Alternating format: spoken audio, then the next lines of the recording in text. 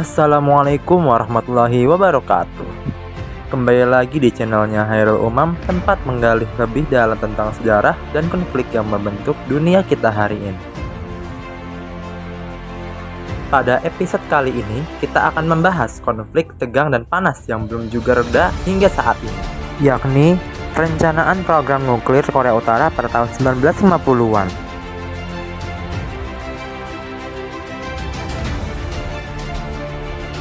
Program nuklir Korea Utara ini membuat gempar dan kekhawatiran masyarakat dunia, serta meningkatkan ketegangan dengan Korea Selatan dan Amerika Serikat selama Perang Dingin. Bagaimana kelanjutannya dan bagaimana kisah sejarahnya? Mari simak video pembahasan berikut ini.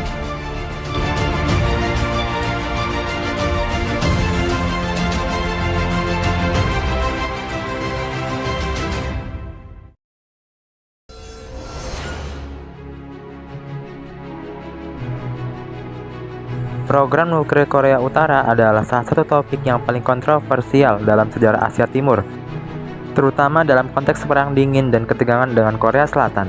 Program ini memiliki akar yang mendalam dalam sejarah dan politik internasional, serta dipengaruhi oleh dinamika geopolitik Perang Dingin antara Amerika Serikat dan Uni Soviet.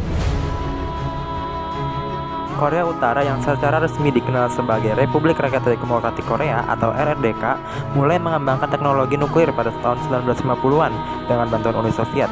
Sejak saat itu terus mengembangkan programnya meski mendapat kecaman dari masyarakat internasional.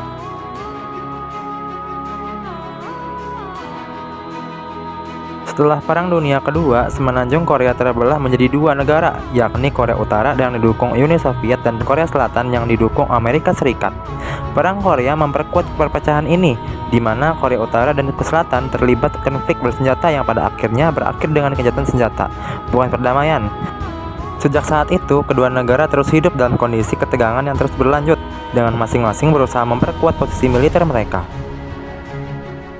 Dalam konteks ini, Korea Utara mulai mengembangkan program nuklirnya sebagai salah satu langkah strategis untuk menjaga keamanan rezim dan mempertahankan kedaulatan dari potensi ancaman eksternal, khususnya dari Amerika Serikat dan Korea Selatan.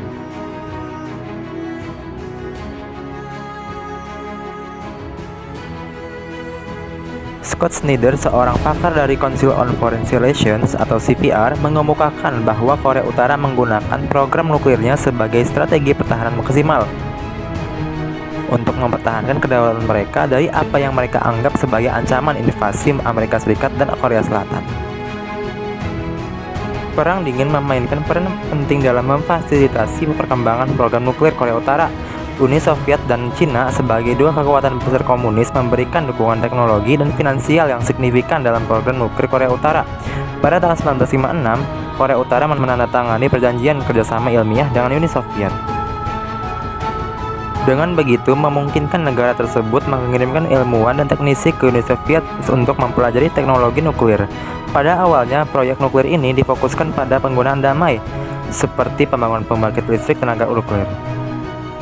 Namun, Perang Dingin yang semakin memanas, Korea Utara mulai melihat potensi penggunaan senjata nuklir sebagai alat untuk memperkuat pertahanan mereka. Kebijakan luar negeri Korea Utara yang cenderung bersifat isolasionis dan militeristik semakin mendorong negara ini untuk mencari cara untuk mempertahankan diri dari ancaman eksternal. Dalam hal ini, senjata nuklir dipandang sebagai elemen yang dapat memberikan keunggulan strategis terhadap musuh-musuh potensial. Seiring berjalannya waktu, Uni Soviet semakin mengurangi dukungannya terhadap program nuklir Korea Utara, terutama setelah kebijakan detente yang dimulai pada 1970-an. Hal ini membuat Korea Utara harus mandiri dalam melanjutkan program nuklirnya. Selama periode ini, Korea Utara berhasil mengembangkan infrastruktur nuklirnya seperti reaktor riset di Yongbyon yang dibangun pada akhir 1970-an dan di awal 1980-an, yang kemudian menjadi pusat program nuklir negara tersebut. Salah satu motivasi utama adalah untuk mempertahankan keamanan dan kedaulatan rezim Kim Il-sung dari ancaman eksternal, terutama dari Amerika Serikat dan sekutu-sekutunya di Asia Timur. Pengembangan senjata nuklir juga digunakan sebagai alat propaganda oleh pemerintah Korea Utara untuk memperkuat legitimasi rezim Kim Il-sung di dalam negeri. Program nuklir sering sekali dijadikan simbol kemandirian Korea Utara dari kekuatan besar, serta menunjukkan kemampuan negara tersebut untuk bertahan hidup di tengah tekanan internasional. Sebagai negara kecil dan terisolasi, Korea Utara berharap dapat menarik perhatian dunia dan diakui sebagai pemain penting di panggung politik global. Ketegangan antara Korea Utara dan Korea Selatan terus meningkat seiring dengan perkembangan program nuklir Korea Utara. Korea Selatan memang mendapat dukungan militer kuat dari Amerika Serikat melihat program nuklir Korea Utara sebagai ancaman langsung terhadap keamanannya. Meskipun secara konvensional, Korea Selatan lebih unggul dalam dukungan militer dari Amerika Serikat, Korea Utara berusaha menyeimbangkan kekuatan ini dengan pengembangan senjata nuklir. Dengan demikian, senjata nuklir diharapkan dapat memberikan Korea Utara posisi tawar yang lebih kuat dalam negosiasi politik dan militer dengan Korea Selatan.